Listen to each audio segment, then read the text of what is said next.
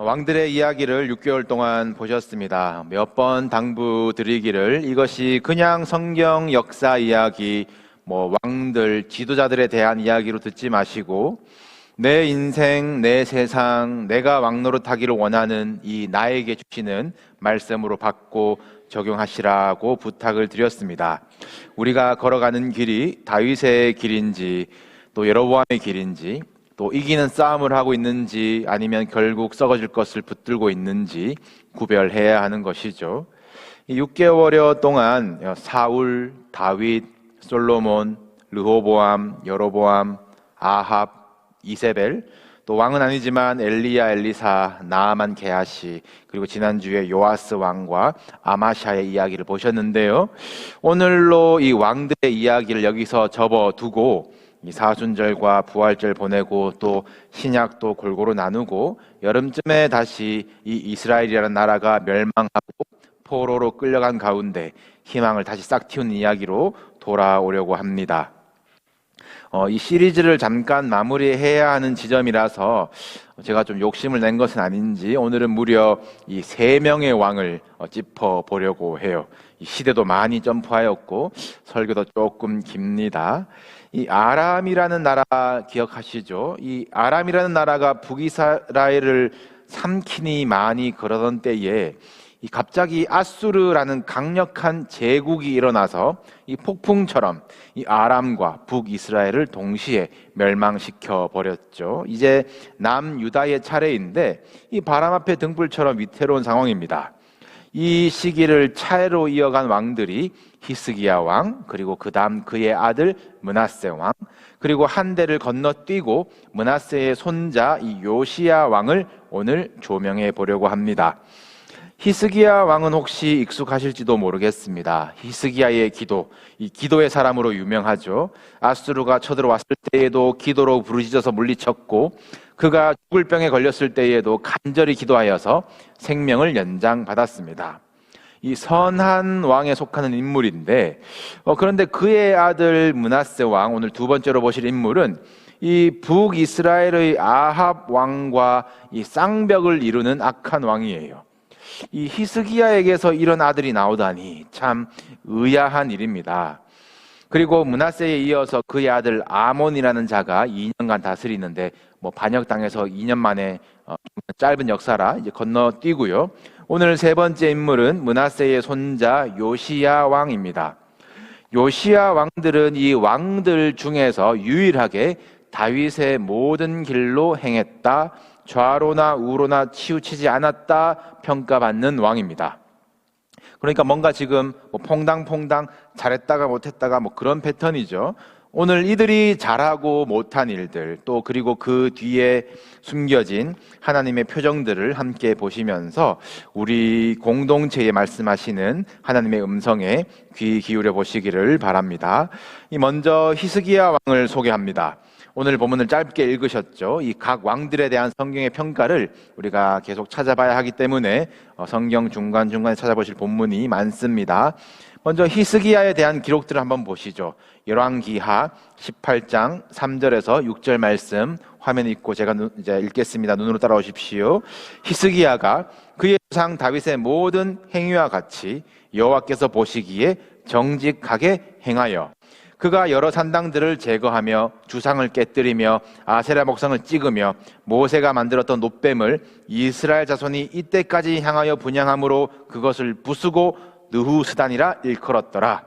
히스기야가 이스라엘 하나님 여호와를 의지하였는데 그의 전후 유다 여러 왕 중에 그러한 자가 없었으니 곧 그가 여호와께 연합하여 그에게서 떠나지 아니하고 여호와께서 모세에게 명령하신 계명을 지켰더라. 참 훈훈한 기록 평가이죠. 이 열왕들 중에 이런 평가를 받는 왕이 참 오랜만입니다. 히스기야가 이 남유다의 왕이 된 지 이 4년째에 이 형제 국가죠. 북이스라엘을 이 아수르가 쳐들어갔다더라. 그리고 3년 있다가 형제 나라가 완전히 멸망해서 지도에서 없어졌더라 라는 소식을 듣습니다. 이 굉장한 위기의 시대 아닙니까?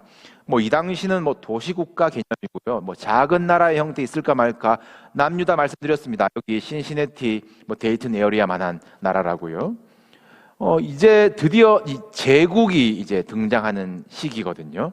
늘 아수르, 바벨론, 이 페르시아, 이 북쪽에서 일어나는 제국들과 남쪽에 아주 유력한 오래된 맹주 이 이집트가 이 늘 치고받고 싸우는 형국에 이 이스라엘은 그냥 길목에 낀 나라로 고통을 받습니다.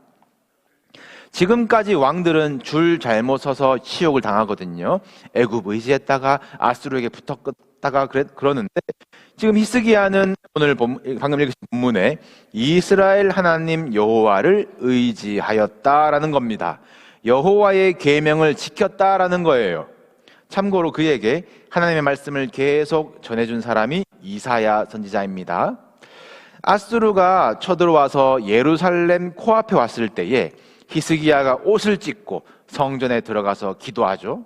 그렇게 기도할 때에 하나님은 누가 내 딸 시온 이 예루살렘을 괴롭히느냐, 이사야서에 자주 나오는 말씀 아닙니까? 하나님이 이 히스기야의 기도에 응답하시고 그 밤에 여호와의 사자가 나와서 아수르 군사 18만 5천 명을 죽이고 물리치는 사건이 있습니다. 또 이번에는 히스기야가 죽을 병에 걸리는데 이사야가 말씀을 전하죠. 여호와의 말씀이 너가 죽고 살지 못하리라 하셨다 선언하고 집으로 돌아가 버립니다. 히스기야는 바로 하나님께 간절히 기도하죠. 내가 진실과 전심으로 주 앞에 행한 것을 기억하여 주옵소서. 그렇게 간절히 기도하였을 때 이사야가 집에 도착하기 전에 다시 하나님의 말씀이 임합니다. 내가 너의 기도를 들었고 너의 눈물을 보았노라. 내가 너를 낫게 하리라. 너를 구원하리라. 보호하리라. 그 증표로 이 태양의 그림자를 이 뒤로 물려주세요. 이 태양이 동에서 서로 가야 되는데 서에서 동으로 잠깐 그림자가 물러가는 증표까지 보여주십니다. 이 정말 기도할 만나지 않겠어요? 문제를 만날 때마다 쫓아가서 기도하면 해결사 하나님이 즉각 응답해 주시고 뭐 다 처리되는, 우주가 그를 위해서 움직이는 것 같은 그 인생이 얼마나 복된 것이 아닌지. 잘 들으세요. 복된 것이 아닌지, 마냥 부러워할 만한 일이 아니라는 겁니다. 굉장한 위험이 도사리고 있는 성도의 평탄한 길이에요. 히스기야에게 하나님은 점점 내 뒷배를 봐주시는 분, 든든한 백 정도로 자리가 옮겨지기 시작합니다. 나의 하나님이 아니라 나를 위한 하나님으로 바뀌어져 가는 것이에요. 이 조그마한 이 남유다가 아수르 제국에 대항해서 20년 넘게 버티고 있다. 이것이 이 주변 나라의 주목을 받나 봅니다. 그리고 그 당시에 새롭게 일어서고 있던 이 바벨론이라는 나라의 왕이 히스기야에게 예물을 보내요. 아수르를 상대하는 비결이 뭔지 궁금해서 이렇게 교제하자고 합니다. 히스기야가 기분이 좋아가지고 자랑질을 시작하는데 예루살렘의 왕국의 모든 것을 투어하면서 금과 은과 향품과 기름과 무기를 바벨론 사신들에게 다 보여주었대요. 여기에 대해서 이사야가 하나님의 말씀을 전합니다. 하나님이 아니라 너가 가진 것, 너가 이룬 것을 자랑하다니 당신이 자랑한 모든 것을 하나도 남기지 않고 바벨론으로 넘겨버릴 것이다. 당신의 몸에서 난 아들이 왕궁의 환관이 될 것이다. 내시가 될 것이다. 이 무서운 예언을 받아요. 그런데 이 예언에 대해서 히스기야의 반응이 뭔가 이상합니다. 잘못됐어요. 평소 같지 않습니다. 그가 대답하기를 내가 사는 날 동안에는 평안할 텐데, 태평할 텐데 그거면 됐습니다. 굉장히 무책임한 말을 하고 있어요. 자신이 어떤 부르심을 받아 왕의 자리에 있는지, 다윗의 자손으로 해야 할 일이 무엇인지, 예배 받으시기 위해서 애굽에서 끄집어내신 그 이스라엘 백성들과 무엇을 해야 하는지 모르는 거예요. 이 아버지로서는 어떻습니까? 히스기야가 이 생명 연장을 15년을 받거든요. 히스기야가 죽고 그의 아들 므낫세가 왕이 될 때에 12살입니다. 그러면 계산해보면 생명이 연장되고 3년 있다가 아들이 태어났어요. 하나님께서 죽을 병에서 구원하여 주시지 않았다면 얻을 수 없었던 아들입니다. 하나님이 히스기야를 이 땅에 더 두신, 생명을 연장해 주신 의미가 여기에 있다라는 것이에요. 아들을 주셨다는 겁니다. 생명이 또 다른 생명을 낳는 것에 우리 삶에 의미가 있는 것이에요. 이것이 무슨 생물학적인 생산으로만 이해되지 않기를 바랍니다. 하나님께서 우리에게 호흡을 허락하시고 이 땅에 더 두시는 이유는 나이를 불문하고 우리로 생명을 전하라라는 사명 때문이 아니겠습니까? 나만 구원받으면 된다라는 태도가 얼마나 큰 재앙이 되는지 보실 것이에요. 히스기야가 15년을 더 받았는데 그럼 자기 세월을 계수할 수 있었을 텐데 이 어린 아들이 왕이 될 것을 준비라도 잘 해주지. 하다못해 내가 본을 보여줄게 이렇게 기도하여라 그거라도 알려주지. 아들 므낫세가 12살에 왕이 되는데 얼마나 악한 일들을 저지르는지요. 므낫세에 대한 성경의 평가를 한번 보시겠습니다. 열왕기하 21장의 이 몇몇 구절들인데 화면으로 보시고 제가 빠르게 읽겠습니다.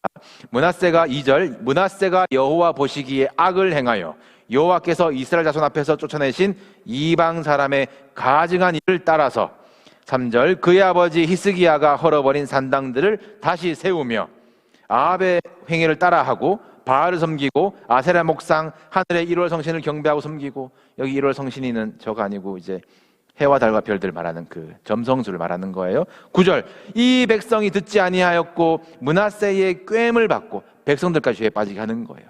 이 악을 행한 것이 여호와께서 이스라엘 자손 앞에서 멸하신 여러 민족보다 더 심하였더라. 11절, 유다 왕 므낫세가 이 가증한 일과 악을 행함이 그 전에 있었던 아모리 사람들의 행위보다 더욱 심하였고 또 그들의 우상으로 유다를 범죄하게 하였도다. 16절, 므낫세가 유다에게 범죄하게 하여 여호와께서 보시기 악을 행한 것 외에도 또 무죄한 자의 피를 심히 많이 흘려 예루살렘 이 끝에서 저 끝까지 가득하게 하였더라.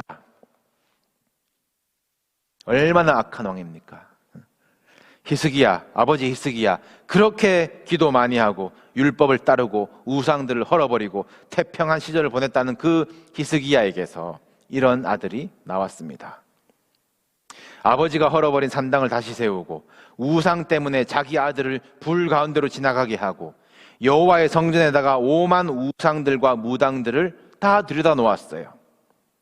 이스라엘 역대급 악한 왕을 넘어서 가지고 하나님이 가증해서 내가 여호수아에게 심판하게 하시겠다라던 그 가나안 족속들과 비교해서도 훨씬 더 심한 죄를 저질렀다는 므낫세 왕입니다.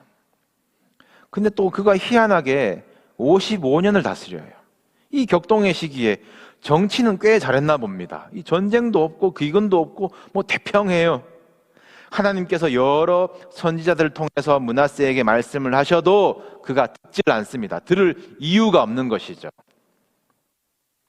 이제 하나님이 므낫세를 다루신 그 이야기가 성경의 또 다른 역사서인 이 역대기에 실려 있습니다. 이 같은 역사를 다른 관점으로 기록한 책인데 이 역대하 33장을 화면으로 열어주십시오. 제가 읽겠습니다.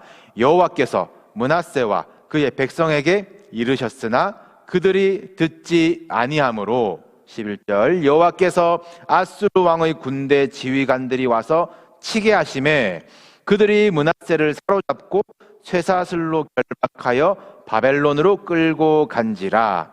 그가 환난을 당하여 그의 하나님 여호와께 간구하고 그의 조상들의 하나님 앞에 크게 겸손하여 기도하였으므로 하나님이 그의 기도를 받으시며 그의 간구를 들으시사 그가 예루살렘에 돌아와서 다시 왕위에 앉게 하심에 므낫세가 그래서야 여호와께서 하나님이신 줄을 알았더라.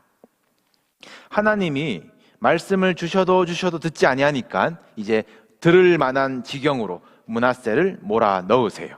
아수르 왕이 와서 므낫세 왕을 사로잡아서 쇠사슬에 묶고 끌고 갑니다.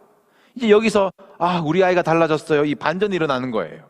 환란을 만나서야 므낫세가 하나님을 찾게 되는데 이게 우리가 쉽게 생각하는 대로 매를 맞는다고 하나님을 찾는 것이 아니거든요. 착각하면 안 됩니다. 무슨 어려운 일을 당하는 계기로 하나님을 찾는 것, 믿음을 회복하는 것이 아니에요. 언제나 어떠한 우리의 상황보다 앞서서 우리를 이끄시는 것이 하나님의 은혜입니다. 하나님의 은혜가 우리를 하나님을 찾는 자리로 오게 하고 하나님 앞에 설 수 있게 하는 것이에요. 므낫세가 징계를 당해서 하나님을 생각한 것이 아니에요. 징계가 계기가 된다면 아마 다른 신들을 아마 찾았을 겁니다. 징계 속에서, 징계 가운데 있을 때에 알 수 없는 은혜가 그의 조상들이 하나님을 생각나게 하고 하나님 앞에서 크게 겸손하게 만드는 그 거부할 수 없는 그 은혜가 이 전무후무하게 악한 왕이라는 이 므낫세를 단번에 변화시키는 것이에요. 므낫세가 그제서야 여호와께서 하나님이신 줄 알았더라. 이거 얼마나 서글픈 말입니까? 이제서야. 히스기야, 아버지 히스기야, 기도 잘하면 뭐 하는 거예요? 아버지, 왜 하나님을 알려주시지 않으셨습니까? 왜 당신의 하나님으로만 끝났습니까? 나의 하나님을 이제서야 만났습니다. 이거 참 눈물겨운 고백 아니겠어요? 하나님이 므낫세를 예루살렘으로 돌아오게 하십니다. 이것도 신기한 일이에요. 이 죽음에서 죽을 줄 알았던 이 죽음에서 돌아온 므낫세가 한 일이 아까 제가 읽어드린 역대하 33장 뒷부분에 있는데 시간 관계에서 읽지는 않고 제가 들려드릴게요. 므낫세는 잡혀가서 죽을 줄 알았는데 하나님의 은혜를 경험하고 이해할 수 없는 방법으로 돌아왔어요. 이 거저받은 인생, 므낫세가 한 일은 무너진 성벽을 쌓습니다. 그리고 우상들을 제거합니다. 그리고 여호와의 제단을 보수하고 하나님께 제사를 드리고 자기 신앙, 자기 예배로만 끝나지 않아요. 온 유다에게 명령하기를 이스라엘 하나님 여호와를 섬기라. 이것이 왕이 할 일 아닙니까? 우리 다시 히스기야와 므낫세를 비교해 봅시다. 이 선한 왕이라는 히스기야가 죽을 병에 걸렸다가 살아서 돌아온 후에, 구원받은 후에 무엇을 했습니까? 나를 위한 하나님, 나는 병 고침 받을 자격이 있다. 은혜가 내 공로로 변질되었어요. 그리고 이어진 것이 내 자랑, 나만의 태평함 아니었습니까?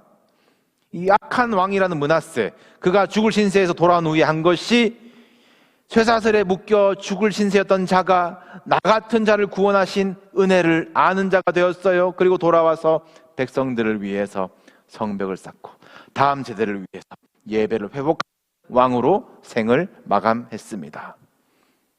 그럼 누가 선한 왕이고 누가 악한 왕인지 우리가 그동안 알고 있던 평가가 좀 달라져야 하겠죠. 므낫세 다음에는 그의 아들 아몬이 22세의 왕이 되는데 2년 만에 부하들에 의해서 반역당해 죽고요. 그 반역한 부하들을 이제 백성들이, 이제 민중들이 들고 일어나서 죽이고 므낫세의 손자를 이제 왕위에 앉힙니다.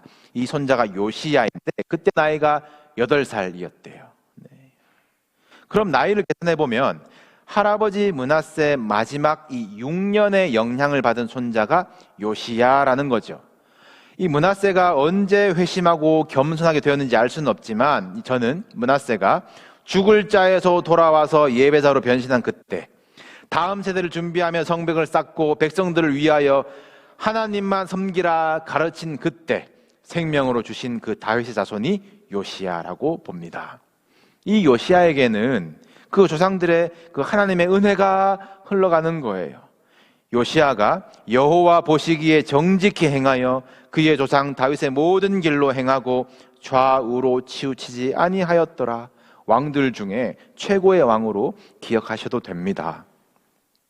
이 요시야가 개혁한 것, 그가 결단한 것, 끊어낸 것을 보시면요, 우상들을 끊어내는데 철저하게 끊어냅니다. 다른 왕들은 뭘 헐었는데 뭐는 남겨놨더라, 어디는 남겨놨더라 그러지만 이 요시야는 모든 우상을 헐고 제로 만들어버려요. 그리고 요시야가 끊는 것을 보시면 이 반역의 역사를 끊습니다. 자기 아버지가 반역당해 죽었어요. 지난주 아마샤 왕과 똑같은 상황입니다. 아마샤 기억해 보시면 복수심이 그의 인생을 이끌었지 않습니까? 반역이 반역을 낳고 결국 반역 땅에 죽은 왕 아마샤인데, 요시아는 이 신하들과 백성들에게 관대하게 대하면서 이 신뢰를 표현해요. 올해 이 친절이라는 키워드에 꽂혀서 그런지 모르겠지만 요시아 왕 정말 친절한 왕입니다. 일례로 보시면 이 성전 공사 중에 이제 은이 많이 이제 수금이 되고 또 지출이 많아지죠. 이 돈에 이 이득이 들어오고 나갈 때에 예민하게 틈탈 수 있는 이간질과 시기와 의심을 이 요시아가 원천 차단합니다. 그들의 손에 맡겼다. 저들은 진실하게 행한다. 개수하지 마라. 이 왕이 그렇게 신뢰해주면 자발적인 충성심과 이 청렴한 것이 절로 우러나지 않겠습니까? 이 또 성전 공사하다가 이 숨겨졌던 율법책을 발견해요. 와, 이것이 무슨 말씀인가? 알려준 사람 있는가? 수소문합니다. 그때 역사서 유일의 이 여자 선지자가 이제 등장을 하고 있어요. 훌다라는 사람인데, 이 배경이 나와 있는데 하급 관리의 아내이고 또 예루살렘에 있는 이 이주민 구역이 있었습니다. 그 구역에 거주를 하는 여자인데, 이 당시 정서로 이 여자의 출신 배경과 이 성별은 이 왕이 상대하고 선지자로 우대할 사람이 아닌 거죠. 그런데 요시아에게는 그런 차별이 없었어요. 그에게 말씀이 있다. 들어보자. 귀 기울입니다. 이 계속 반복되어 왔던 말씀을 듣지 않았던 죄가 요시아에게서부터 끊어지는 겁니다. 요시아는 말씀에 반응합니다. 옷을 찢어요.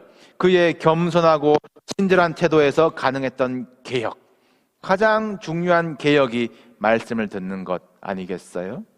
하나님 말씀에 반응하는 것에서 여러분의 인생이 개혁되는 것입니다. 이 참 잘하는 왕인데 요시야, 하나님은 또 선물처럼 못 찾던 그 율법을 발견하게 하셨는데 무슨 내용인가 너무 궁금하죠?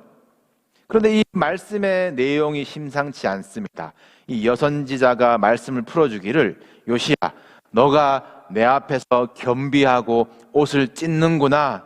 너는 모든 재앙을 보지 않을 것이야. 너는 평안히 죽을 것이야. 그런데 이 예루살렘에 여기 주민들에게 내릴 진노는 꺼지지 않을 것이다. 하나님이 이미 결정하셨어요. 징계하시기로. 그런데 너 때는 아니야 라는 겁니다. 이게 사실은 증조 할아버지 이 히스기야에게 하신 말씀과 같죠. 나라는 망할 텐데 너 때는 아니야 라는 겁니다. 그때 히스기야의 반응은 그런가요? 나만 아니면 돼요. 나만 태평하면 됩니다 였습니다. 그러나 요시아가 이 가진 은혜는, 그가 받은 은혜는 하나님을 향해서 반응할 뿐만 아니라 백성들을 향해 반응하게 하는 것이에요. 나만 살 수 없습니다. 나만 하나님과 화평을 누릴 수 없습니다. 우리 할아버지 므낫세가 깨어지고 내가 깨어지고 역사가 바뀌었듯이 우리 백성들이 깨어지고 하나님 앞에 바로 서면 긍휼을 얻을 수 있지 않을까. 개혁해봤자 망할 나라 거기에 지 않고 간절한 마음으로 백성들을 향한 은혜의 개혁을 이어가는 것이에요. 우상 덩어리만 없앤다고 되겠습니까? 우상이 생산되는 곳이 여기 있는데요.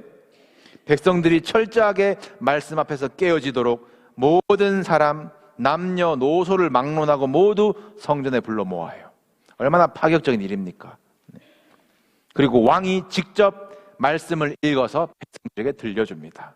모두를 위한 은혜입니다. 이제 서서히 율법이 회복되고 우상과 산당들이 모두 불살라지고 바른 예배가 세워지고 특별히 바른 절기가 지켜져요. 유월절이 이 사사기 이후로 처음 지켜졌다라고 하는데, 이 말은 다윗과 솔로몬도 못한 것 아니겠어요? 온 이스라엘이 유월절을 함께 지키겠습니다.